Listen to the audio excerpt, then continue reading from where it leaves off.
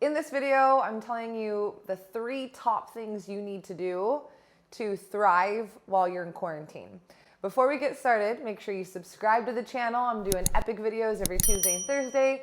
Hit the bell icon so you don't miss a thing, so you're notified when I share my Lani energy, and hit the like button because that helps so freaking much you can't even imagine. So in this video, I'm talking about 3 things, super simple steps that you can do now to thrive while you're in quarantine. And the reason this is so important and why I'm sharing this now is because me and the women in my tribe and the women that I'm hanging out with, we are thriving right now. And it's not because quarantine is different for us. And I first want to start off by saying I am not celebrating all of the sadness and losses. We've had losses in our immediate family. I'm not celebrating and saying, oh, pretend like nothing bad is happening. What we're here to do is pay it forward and help in as many ways that we can. So I know that women that are watching this and that are looking to thrive right now, they're not women who don't have a house over there, a roof over their head, or food in their belly. And so it's our job, because we are blessed, to pay it forward. So Chris and we've donated plenty of food this week to people who don't have food. This is our gift. This is how we're giving back. So this is not for women. It's like, oh, if you don't know how you're going to feed your baby, I'm not saying, oh, you should be thriving in quarantine. So don't even fucking go there, because I am doing everything I can in my part to help people that are in need. I understand that I'm blessed. I work so fucking hard so I can help people that are in need. But I'm specifically speaking to people that are blessed. So if you have a roof over your head and food in your belly, it is crazy to me that you would stop doing things that you naturally know make you feel good and just sit and watch Netflix all day. That's so mind-blowing. So we have 2 choices in life. We either grow or we die. We either rise or we fall. And this cycle is a life cycle. It's not just, oh my God, we're in quarantine, so, oh, I better this is the first time this has ever been introduced.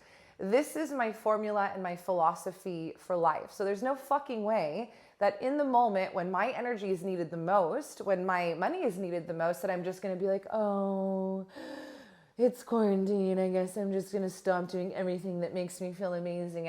That's not an option. So what I'm really here, I call this squaring you up. I square myself up all day. It's feeling sorry for myself is not an option.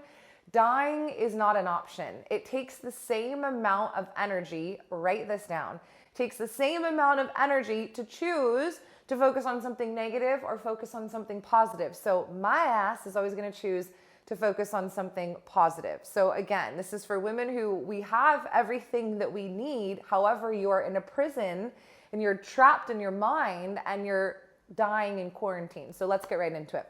The first thing that you need to do to thrive while you're in quarantine is win the morning. So I've shared my morning routine before. You can go ahead and find that YouTube video. And every single genius, I just got goosebumps, every single genius that I have ever studied, no matter what area of genius they were, if they were my favorite singer, my favorite artist, the most incredible entrepreneur, total goosebumps again, the most incredible writer, the most powerful spiritual teacher, every genius that I've ever studied and been mentored by and worked with that has the energy and they're truly happy, so they have everything that I wanted, they all win the morning. They win the morning. So it's so crazy to me when someone's oh, your body's so amazing. What do you do? Oh, but I want to lay in bed all morning and stay up on my phone all night. I'm like, bitch, please. You can't. That's crazy. That's saying, Lani, I want you to come into my house and I want you to burn my calories. My ass is going to sit here and watch all the rubbish, all the trash on TV while you burn calories for me. That's absolutely crazy. So let's really get clear that the results we get are up to us, and the energy that we put in is the energy that comes back. I'm not just positive for these 5 minutes that you watch me on YouTube. My greatest wins, the things that I'm most proud of in my entire life, are my daily rituals, and most importantly, my morning rituals. So I do not go on my phone first thing in the morning. I am embodied. I am present. I connect to my gratitude list. I pray. I go to these really loving, beautiful memories. Again, no phone. I'm not going straight to work. I'm not checking I don't even check how many likes I get on Instagram. Or that's not even a thing. That's not an option. I'm just like, I'm here to share love.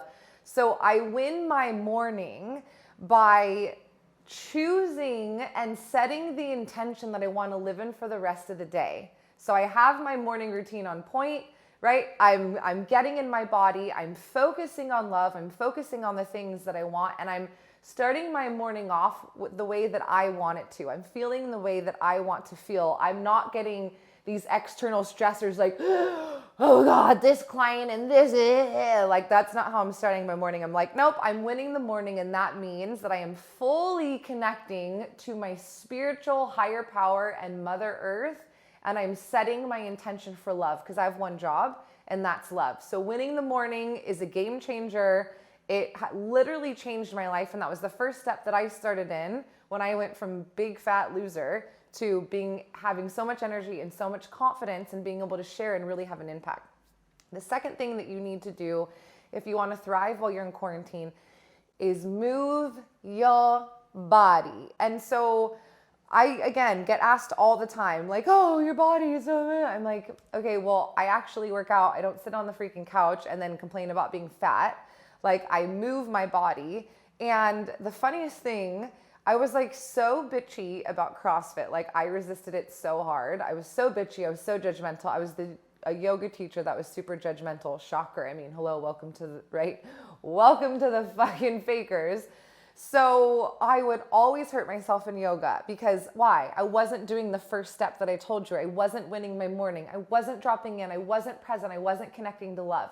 So I would go to yoga and I would hurt myself and be crazy in it. And it's like, it's never a good idea to exercise or move your body because you need attention or because you don't want to be fat. That's a horrible motivation. It's never going to work. It's always going to backfire. It's always going to bite you in the ass.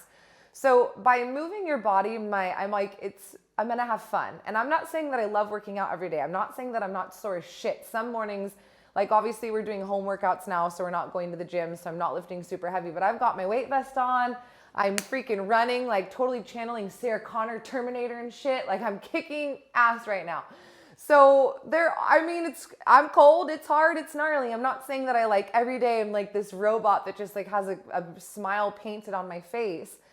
But I'm not going into anything. I'm not going into any workout with, I need somebody to love me and I'm fat and I have so much anxiety. Like, oh, somebody save me. I'm not going in with the mentality, somebody on the external save me because this is harder for me. I'm moving my body because my body is my temple and because I fucking love it. And so maybe that means like a stretch you could do. There's so many millions of incredible stretches, legs up the wall, nice little gentle restorative pigeon poses. Like you could do so many things. Dancing is a non-negotiable for me. I love that. And I'm exercising. So like at the beginning of the video, I was like, it's crazy that people in quarantine stopped doing the things that made them feel good and use the excuse they're in quarantine. Like you can still fucking work out. Everybody knows that working out makes them feel good. It blows my mind. It's like, dude, the rules for the shit that you should do did not change. Like Chris and I lived in Bali for ages. And in people's home countries, they would never drive drunk. Yet they come to Bali, no fucking helmet, don't know how to drive a motorbike, and drive wasted. And it's like, you would never do that in your home country. Why are you coming to Bali and doing that? So it's the same thing for quarantine. Like if you worked out before quarantine because you knew that it made you feel good, then keep doing it. It's so simple. Move your body.